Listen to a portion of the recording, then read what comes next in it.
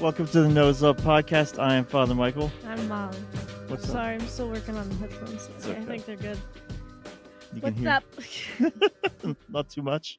I got a little Fly away. wow, look at you with I the know that hair word. trans. How do you know? I don't know. What's flying away? My hair. You and Sophia should join forces. And Joe. Yeah. Anyway. Yeah. It's late. We had a hard time. It's not that late. Oh gosh, it isn't. It's 9:17. We had a hard time coming up with the topic this week, friends. Yeah. So I just felt the need to be vulnerable. And it's not that we have some ideas, but sometimes they just don't click. You were waiting for the moment. I wanted the right one. Do you feel like this is the right one? Well, considering that the Beatitudes are the gospel this weekend, You I feel like away. the Beatitudes are the gospel this weekend. That definitely helps. Yeah, sometimes they just don't speak to me. The Beatitudes. Well, yeah.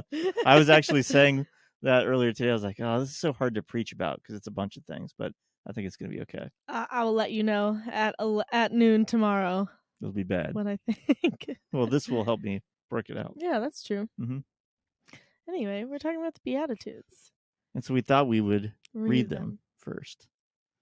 So this is the gospel this weekend is from Matthew, and so these are the Beatitudes according to St. Matthew. When Jesus saw the crowds, he went up the mountain, and after he had sat down, his disciples came to him. He began to teach them, saying, Blessed are the poor in spirit, for theirs is the kingdom of heaven. Blessed are they who mourn, for they will be comforted. Blessed are the meek, for they will inherit the land. Blessed are they who hunger and thirst for righteousness, for they will be satisfied. Blessed are the merciful, for they will be shown mercy. Blessed are the clean of heart, for they will see God. Blessed are the peacemakers, for they will be called children of God. Blessed are they who are persecuted for the sake of righteousness, for theirs is the kingdom of heaven. Blessed are you when they insult you and persecute you, and utter every kind of evil against you falsely because of me. Rejoice and be glad, for your reward will be great in heaven. Do I have a different gospel reading voice than normal talking voice? No, okay, that's a really good question. It's not a different voice, but I can't put my finger on what it is. Okay.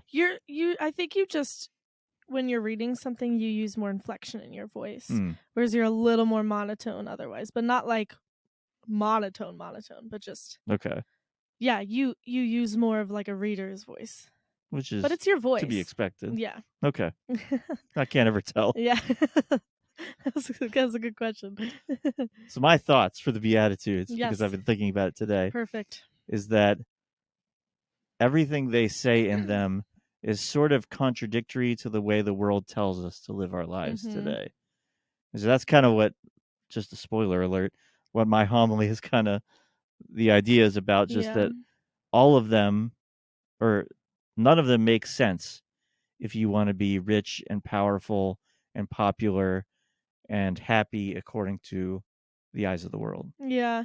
What's interesting also, and I feel like this ties into that, is like you hear the word beatitude and you would think I did at least, probably. I don't know. I think people may think that it means something to do with beauty. Like the first 3 letters are the same, right? It does. It's like it'd be the same root then. Well, just you wait. Just tell me. Just tell me. It means to be supreme, beatify. I think that word means to make supremely happy. To be blessed. Yep. But not like most beautiful. I don't know. That's always something I taught about. Yeah. Because it's like, it's not saying that like I go like this because they're on my phone. That it's like not the messier. That it's not messy to listen to these things, but it does tell us that like it leads us to true joy. But that being said, it's true joy, which is more often than not opposite of what the world encourages us to. Yeah. But like this is actually how we become happy. Yeah. But it sounds crazy to people who don't know Jesus. And some even many of us who do. Oh yeah, absolutely. Yeah. Some translations will say happy are those blank blank. Yeah, like happy are those blank blanks. Whoa. You're like really giggly right now. I don't know. You got me with that one. I did. I'm on a roll. Yeah, so like if you had said, "Hey, I can explain to you how to be happy," and then you read these things to someone, like that doesn't make any sense. But beatitude means like blessedness, and that is that true happiness and true beauty. Yeah.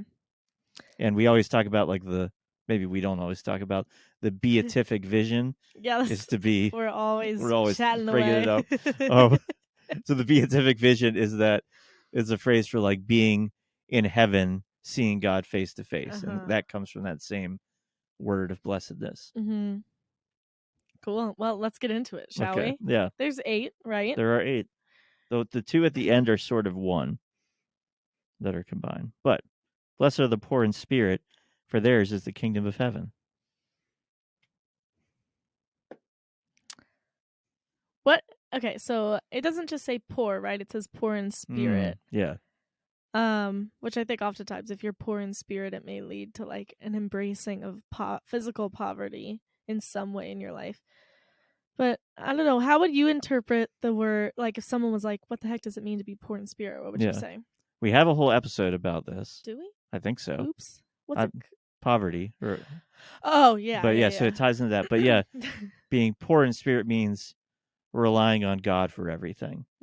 That it's not about what you own or what you don't own, but it's about where you find your fulfillment and not trying to rely on yourself or other things for true happiness. Yeah. And like I see like the poverty being that your heart is owned by one thing, and it's not a thing, it's a person, it's God. Yeah. And it's not like, I mean, it's along the lines of what you're saying. It's not all these different things are capturing your heart's attention or holding the number one or like top spot in your life, but really the top spot by a landslide in your heart is God, and the love that you have for everything else flows through that. Yeah. So you're poor in the sense that you're lacking a lot of attachments that many of us have in our hearts or tend to just as humans. Kind of like not having a lot of things, but the thing that you have is the most important thing. Yeah, or being detached from like the physical things that you have, and even like your human relationships to a degree. Like I hear the term oftentimes like loving the gifts and the people in our lives with open hands, because they're not like ours to grasp onto. So it's not to say like you can't have physical things, you can't have good relationships, and it's not to say they shouldn't mean a lot to you, and it wouldn't be hard if you lost them, but like ultimately you're surrendering those things to God in your life because he's the priority. And it's saying if your heart's in that place, you will go to heaven. Really. If your heart is after God and God alone, then the kingdom of heaven is yours. Our relationship with God is the one thing that really lasts. And anything else is just I like that word grasping, because that's what it is, kind of like of holding things too tightly. Do you feel like, what do you think the hardest thing about being poor in spirit is? Like because I think it's clear just based on what it is, it's difficult. Why is it so hard? It's more fun to find meaning in lots of things, and things that we have control over. So like, having something means it's like it's mine and it's in my possession. But a relationship, so like any relationship, even the best one, is kind of risky in the sense of like you're trusting another person, and with God is that ultimate trust. And so to me that's the hardest thing, is you have to actually trust God, and that's always hard to some degree. And it's natural when you like enjoy something or like or even love something to be attached to it. Like the natural inclination that follows that or even precedes that is attachment. So it's very like not only countercultural, but countercultural, but just kind of like unnatural Yeah. to detach from something in a certain way while you still like love them. Like Yeah. having that kind of balance of attachment and detachment. So I think that makes it hard too. And that we're in the world and surrounded by real things. Yeah. Not that God's not a real thing, but Yeah. also Like physical physical things, and then the relationships that are in front of us. God doesn't always seem so present, Mm-hmm. and so that could be a real challenge. And that's why it takes like kind of the perseverance and faith to live that way. Yeah. Mm-hmm. Second one. Blessed are they that mourn, for they shall be comforted. You would never think that the sentence that says, hey, if you're mourning, you are blessed. Yeah. Most people in mourning don't really think that that's a gift, Yeah. right? Mm-hmm. So, going right along with the countercultural theme, I think this one flows right into that. Yeah. I was doing a little reading about it today, thinking about my homily, and just that. So what are it's not good just to mourn.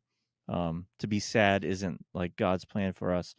One explanation was mourning the brokenness of the world, mourning sin in our own lives. I kind of like those. Like, there's a reason to be sad, Yeah. and when someone says, like, looks at the world and says, "Oh, no, we should be, human progress is going along, things are going great, and we can solve every problem." Like, it's okay for us to realize, like, no, we can't. Yeah. And there is something to be sad about. There's something to mourn because of a loss of goodness, even Yeah. though God can overcome that. Right. Like, and when it comes to death, I think like mourning someone's life, while we shouldn't sulk in it forever and never move forward with our own lives, it is like beautiful and right to like mourn the life of someone who we loved and who impacted us. Like Yeah. it's a way to honor their life. Mm-hmm. And I like that it's like that it says like it's simple at the end. It's like you're blessed if you mourn because God is close to the brokenhearted Mm-hmm. and he will bring you comfort. And if God is bringing you comfort, that's really where your blessing comes from. Yeah. His our sorrow and our mourning draws him in closer, and that's a gift even if the reason for it is hard. Yeah. So even just, like you said, if you mourn someone that's died, it's also a sign, well, God's going to comfort me. Yeah. Like that's what he does, and that's how he acts. Mhm. What does like God comforting us look like in your life? In the Yeah. times when you felt comforted by God, what has that been like? So like with that example, I remember when my grandmother died, and I was a deacon at the time. So like I participated in the mass at the altar, but I didn't I wasn't the priest, so I didn't have the mass and I didn't preach. But um just kind of like hearing the words and the prayers that the church uses when somebody dies, like, and now at this point I've heard these prayers and scriptures hundreds of times. Mhm. But it strikes me of just those words of comfort, the promises of God. And this might be one of them, just to say, like, yeah, God knows what suffering is. Like, Jesus lost his friend Lazarus, who died, and it says that he wept at his grave, knowing that he was going to raise him up from the dead. Like, Mhm. Jesus knew he could do that and still wept anyway. Yeah. That that's the kind of God that we have, that he's not distant from our sadness. And then just times when I've been sad, and then people, especially friends, like, lifting me out of that and just consoling me. Mhm. How about Yeah. you? I think like those times when I'm just really aware that he's there, which is I have to remember that that's a gift because sometimes I just like feel like I deserve that all the time. Like you know how it's like I think we've all had times in our faith where we haven't felt God's presence even when we've Yeah. tried to and we've been what the heck, God, this is your fault. When really it's like a privilege to sense his presence Mm-hmm. and our faith shouldn't just be based on that. Um but yeah, there's times in my life where I've suffered really deeply and I have felt very close to God and have been able to see that that's a gift Mm-hmm. because that doesn't always happen. And just in the sense where, like, I mean, I think anyone who prays knows the difference between, like, there's just something kind of beyond words about just like being able to sense that he's there. And sometimes there's times in life where it's like it feels like he's really far away. But also like through love of others too, Mm-hmm. and being prayed with. Yeah. Sometimes the way that God speaks to me is through other people, and that's always powerful. Like going to we do prayer teams at Adoration with our kids where they'll pray over each other, and I often go Mm-hmm. and have them pray over me, and that's always super powerful. Like if they feel like the Lord was saying something that he wanted to tell me or things like that, like those moments are always very comforting for me, because it's just like, even if it doesn't go away, like the times that I felt the most comforted are when I know God is there in my heart and I'm so confident in it and can sense it, more than when the problem disappears. Yeah. It's like the presence being very, like, I don't know if palpable is the Mm-hmm. right word, but you For know what I sure. mean. Knowing that you're seen in that, I think, Yeah. is by God, by other people, is really powerful. Mhm. Yeah. Blessed are the meek, for they shall inherit the earth. I asked you what meek means because I feel like it's one of those words where, like, everyone kind of knows. Mm-hmm. It just means humble, right? That's my understanding. Yeah, Yeah. I don't think it's that different from it's like, yeah. And maybe even like the little. Yeah. Like Yeah. Saint Therese vibes. Mm-hmm. It's my girl. Yeah. One I of your two. Saint Joan of Arc being the other one. most of my favorite saints are French. What does that say about I you? don't know. Do you like wine and cheese? Do you like baguettes? Yes, Yes, in they're not fact. like my favorite things, but did you know in the French version of Harry Potter, I'm scared. they call wands baguettes? Like that's the word they use, and I love that. When did you watch the French Harry No, Potter? somebody I knew read the French version of Harry Potter. Who? Father Jonas. Does he read Is he fluent in He's French? fluent in Spanish, That doesn't feel like that would but help it's with kind of French. well, he was trying to learn. Wow, Yeah, that's and it's impressive. baguette. Baguette. Yeah. There you go. Uh-huh. We went to France, and so we were like talking about French things Yeah, all the no, time. that's fair. The meek. The meek. The thing I like about this one, so it says, "Blessed are the meek, for they will inherit the land." Um, you think about people that like take over countries or try to rule the world. They're not usually meek people. Yeah, Like, the ones who seem like they inherit the land. yeah, the people that get a lot, that own a lot. Um, yeah, meekness is not a characteristic that you apply to people like that. So just really turning it on its head, the idea that um, to inherit the real land, the kingdom of God, is to be little, is to be humble, is to be meek. Mhm. Yeah. And possibly the most countercultural one. I mean, I keep thinking that when I hear all of them, but I feel Mm-hmm. like it's so incredibly rare to be humble, Yeah. because we live in a world that's very much like, do whatever feels good. Your truth is your truth. It's very self-seeking, Mm-hmm. even in its giving, you know? Yeah. Um, and so humility, like true humility, which is not thinking less of yourself, it's thinking of yourself less. I think that's Mother Teresa or something. Mm-hmm. Someone said that. Um, like just being so focused on God and others. Not that we like neglect our needs, but yeah, just that our heart is set out to serve, really. The, Um, it's the, so rare in the world today. it is. The thing that pops into my mind is I see it all the time now is people videoing themselves helping poor people. Like Oh my gosh, yeah, it's on that's a good point. Instagram all the time. It's just TikTok, like big time. it's like, okay, I'm glad you helped somebody, but why did it become like a performance? Mm-hmm. I'm not trying to judge them. Like, And there's a time and a place for it. In some, like, there's sometimes where people have like uploaded a video and then they raise money and mm-hmm. hopefully give it to that person in Yeah, reality. But like, it's definitely a trend, yeah. which is, yeah. I I don't know mean, what to make of it. it's not like it's like bad that they helped that person now mm-hmm. all of a sudden, but it was a self-seeking act, most likely. Yeah. It is. That is an interesting, like, poor result of social media. Mm-hmm. But yeah, there's so much value in just like living your life to love God and like letting the rest be, like to put it simply. And like humble service, like Mhm. doing things that people won't see, or Mhm. that like doing things that you don't know that they'll be recognized, or you won't Mhm. be recognized. Yeah. I encourage you, if you're listening to this, to think of one service that you can do where not a single other soul will know about it. Sometimes I'm not going to tell you what, but like, Share with us. but sometimes I'll try to do that. It's always very small things, Yeah. but like, I've noticed it's hard.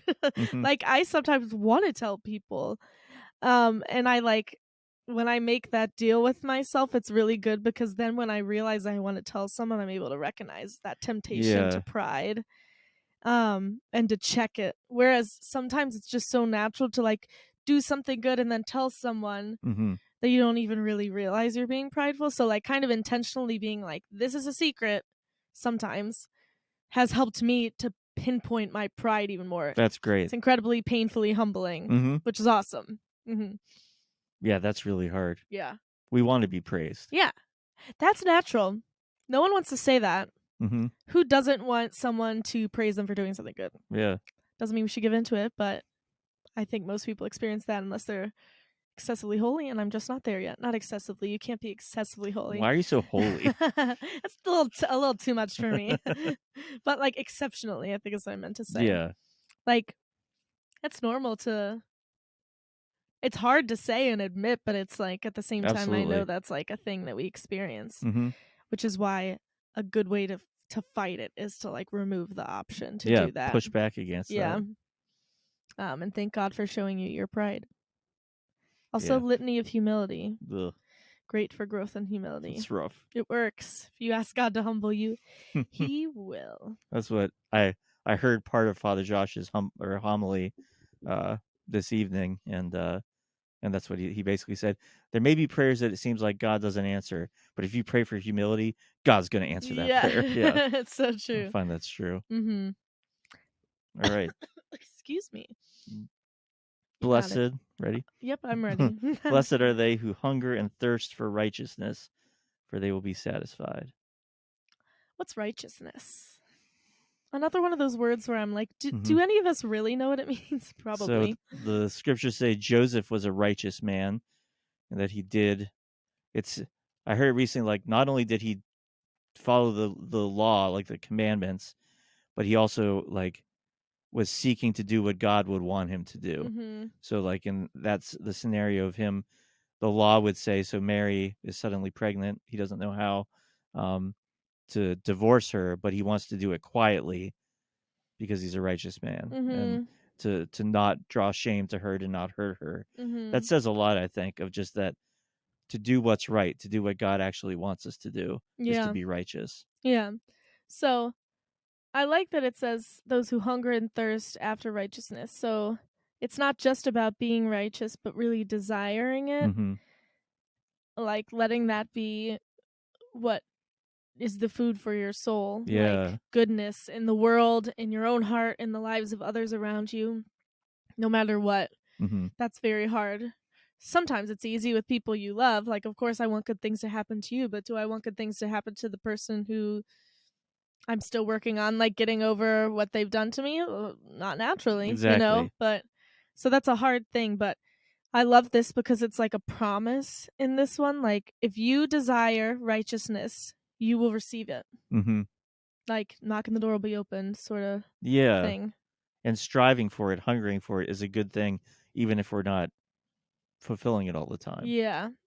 Right, because we're never going to be perfect at any of these. But that striving is great. Like, if we seek it out, like God will give it to us. Yeah. It's so easy to kind of think we need to earn so much, but really, like, all it takes is wanting God. He could do a lot more with that than we think. Oh yeah. With our desire for Him than we think. It makes me think of Jesus saying, who, if their child asked for a fish, would give them a stone or scorpion. I don't remember what it is. It's one of those things. Yeah. I went to seminary. I don't remember it either, but that That's a good example of it. Basically, who if their kid says, "Give me something good that I can use," would give them something that would hurt them. Yeah. So like if or is irrelevant like a stone. if we're asking God for holiness, like he wants us to be holy, he's gonna do his part. Big yawn. It's not even that late. I don't know. I just had gnocchi. Nice. Is that how you say it? Mhm. Okay, cool. I mean, everyone says it differently. I have found. I hear a lot of people say gnocchi. I hear a lot of people say, and this one I hate the most, nookie. It's not that. Without even the nya. It's not just that. nookie. Anyway, I had some gnocchi, and I think it makes you tired because it's just like lumps of potatoes in my stomach. Yeah. And now I want to go to bed. Did you get the pink sauce? I got the pink sauce, and I got a salmon with it. A whole salmon? I think so. Okay. No. I just forgot what a whole salmon looks like in my head. Can you imagine? A salmon fillet. Okay. little guy. Nice. Anyway. I had a cow. A cow? Yeah. A fillet of cow. Fillet of cow. Why do we say fillet of fish, but it's weird to say fillet of cow? I don't know. Questions I will have. That's a great question. Things I'll never understand. Put that on your list. There you go. Anyway, blessed are the merciful, for they shall obtain mercy. If you forgive, you will be forgiven, basically, right? Yeah. Oh, I skipped ahead. You don't want to you want to forgive? I do. I really want to. Yeah. It's that simple. It's in the Our Father. Yep. You want to be forgiven. We all do. We all mess up. You got to forgive other people. You have to forgive each other. Mm-hmm. And we keep saying the phrase, we live in a world, but we live in a world where like we're encouraged to, like, if someone hurts us, they are dead to us. They're canceled. Like just that idea that there is no forgiveness for some things. And I've heard people like almost speak pridefully of that, of kind of like, you hurt my family or something, like I'll never forgive you. And that's not the way Christ would want it. Yeah. And this it kind of feels like an easy one to explain. Like, sorry, but none of you could look at me and say, oh, Jesus would want me to not forgive this person. Yeah. So, and I have to tell myself this all the time, like when I'm like not really interested in forgiving people. It's like, well, this is not one that's like, maybe in this circumstance, blah, blah, blah. Like there's never a circumstance where we're not called to that. Yeah. It might look differently, but it's not okaying bad things. It's not allowing hurt, but forgiving is a different thing. It's treating someone like Jesus treats us. And like we want to be treated. I saw this recent thing on TikTok. There's this makeup artist. I enjoy watching a makeup video or two. And she's very famous, and she did a sponsorship for a mascara. I'm sure you're very interested in this. Do you know what mascara is? It's on your eyes. Your eyes? Eyelashes. Eyelashes. Yes. This is great. One day we should do that. I should like quiz you on what different beauty products are. That's another thing I see. We are close to the end of the list. That's another thing I see people do. Like with girls do it to guys. That's true. I did that to Zach, and he knew everything. And I was like, I feel like I'm around him enough doing it that he's learned. Yeah. But it'd be interesting doing it with a priest. Yes. Where it's like, you're not ever around that. You never will be. No. No offense. It's true. I'm fine with that. Anyway, and she said it was the mascara, but everyone's like, you're clearly wearing false eyelashes. This is how silly this is. She's fully canceled on the internet now. It's all over TikTok. Everyone making videos about how horrible it is and what a liar she is. Because she had false... She lied about... And no one even knows it for sure. She lied about wearing false eyelashes. Like, that's the world. That's exactly it. This is the perfect summary of it. But, like, the second they make a mistake... Yeah. Or, like, something like... What, do you never lie? I'm not saying she should lie if she was, but, like... If everybody's personal faults and failings were aired out... Yeah, do you want people to literally, like... ruin your name on the internet when you lie, or do you just do it behind closed doors? Exactly. Period. Thank you, Gia Huff. I'm saying that all the time now. Hope she listens to this. It's purely her fault. That's good. Anyway, forgive because Jesus did it and you want it for yourself. True. Blessed are the clean of heart, for they will see God. Cool one. Yeah. Get all that lust out of there, man. Yeah. Just that to love God is to love purely, and like to see God is to see other people purely. Yeah. And I think like a good way to describe purity of heart is like seeing other people, like when we have a truly pure heart, and I don't think many of us have a truly fully pure heart, but when we do, we will see everyone all the time as God sees them. There will be no lust, no judgment. Mm-hmm. I don't know what are some other big things that won't be there. I think lust and judgment are two big ones. Yeah, just kind of the prejudice of assuming Yeah. you know everything about someone or you can define them. Yeah. And so we should be constantly working to see others as God sees them. And we're not going to do that. Like the way to get a pure heart is to get closer to the one who gives us a pure heart. Yeah. It's if you're struggling with purity in your heart, like I really can't think of another thing that's going to help but praying Yeah. and like Being close to God. Yeah. And the other part is that impurity is so pervasive in our time that like there's so many references just to like misformed sexuality everywhere in the most like normal TV show and all over the internet. And so I would say it's almost, unless you're totally disconnected, you're affected by it in some way or another. Yeah. And so just to be really aware of that and not buy into those lies about who we are, our sexuality, how we're meant to love people. Yeah. When you have a pure heart, you will see others purely, and that's when you see God. Yeah. So I love that wording there. Blessed are the peacemakers, for they shall be called the children of God. It's kind of, for me, ties back into the mercy one. Yeah. That like, again, we're encouraged to fight, to get revenge, to go after people, rather than making peace. Peace is a lot harder. It is, especially if like you're the one who's been hurt, or if you're one of the many who have been hurt. But yeah, like, what good are we doing in this world if we're not bringing peace to it? Like, there's a reason why there's so many cheesy songs about peace on earth, and why a common like prayer intention you hear is like for peace in the world. It's like because we live in a very unpeaceful world, and it's not just war. Yeah. And that kind of violence, like It's judgment of one another. Yeah. We're becoming more and more diverse, which is good in some sense, but it's being perceived as a bad thing. Yeah. Like different opinions. Like there's so many more different opinions to have now.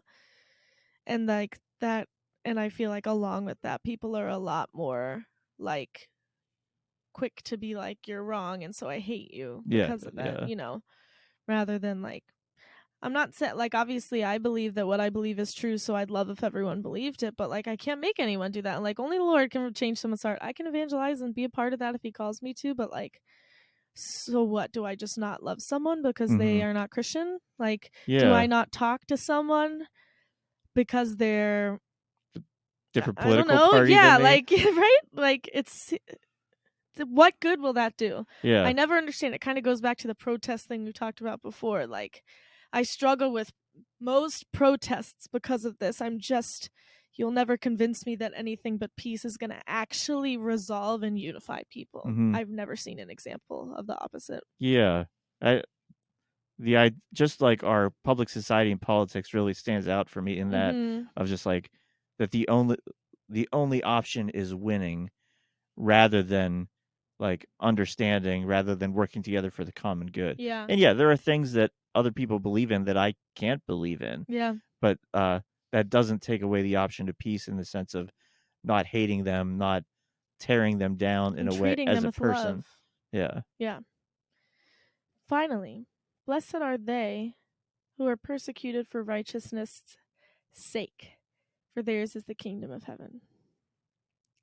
And this is sort of connected to just righteousness. Blessed are when they insult you and persecute you and utter every kind of evil against you falsely because of me. Yeah. Yeah. It's tough. Like, to accept. I struggle so much with it. I'm working through being a bit of a jaded person in this time in my life. I think because of ways I've been hurt And like I used to kind of let people walk all over me, and now that I'm not doing that, it's easy for me to get to. I'm trying to find the balance in between there and here. So like, man, like it's very hard for me when I know someone doesn't see me in truth, and when someone's judging me, or when someone hasn't treated me well, to move on if they haven't admitted it and apologized. That's really hard for me. Yeah.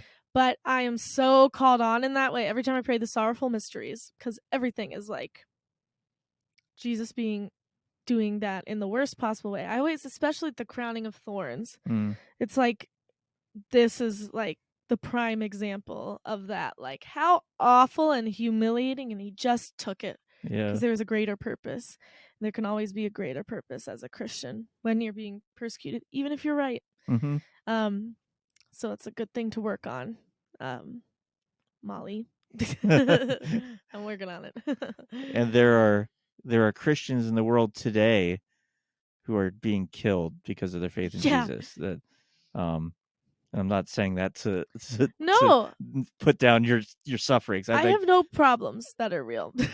It's just like to suffer for the name of Jesus. There's a lot of ways to do it, and it's going to happen in different ways. And sometimes it's being mocked because you won't go along with whatever your friends are doing, or a hiccup. Yeah, there are a lot of ways to be persecuted. Yeah, but I think last week a priest was burned to death in Nigeria, and just things like that. As a church, as a whole body, people are being persecuted, and I think when we see it, especially for us in the United States and kind of like in the culture that we're in, we make a big deal out of a lot of things. Where compared to that, it's not a big deal, but just that I think it always builds up the faith. Like, blessed are you when this happens, when you get the chance to stand up for Jesus despite suffering. Yeah. There's no greater honor. And martyrdom is a clear pathway to heaven. It's a straight pathway to heaven, in fact, if you didn't know that. Could get your chance. Yeah. You never know. Yeah. But anyway, this is a beautiful way to kind of continue on this week with what we heard yesterday at Mass / tomorrow. Yeah, so not to confuse you'll hear this on Monday. Yeah, it's the Beatitudes are rich, and kind of like I complained about preaching about them because there's just a lot, and it's tough to pick one thing. But that also means you can look at them and read them and continually get things out of them. Yeah. Going forward. Yeah, absolutely. So, Father Michael. Yes. How has God loved you lately? So this whole week I've been sleeping weird, as in not sleeping very well. So like not being able to fall asleep or waking up for hours at night. So that is not great. But yesterday I was just like, all right, I got to do the things that help, and got on the treadmill for a while. In the middle of the night? No. Oh, okay, I was like, wow, later in the day, scary. and then drank some sleepy time tea, and kind of just like it helped. All of it was like, okay, I don't need to freak out about this. Yeah. It's going to figure itself out. Just to rest and trust God. Yeah. And you can't control everything. Yeah. So I think just there's been some moments of that, and praying in the midst of that. It's just like, okay, don't worry about it. It'll be okay. Yeah. Awesome. Yeah. How about you? How's God loved you lately? My best friend from high school, Brandon, his wife and him just had their first child. Yeah.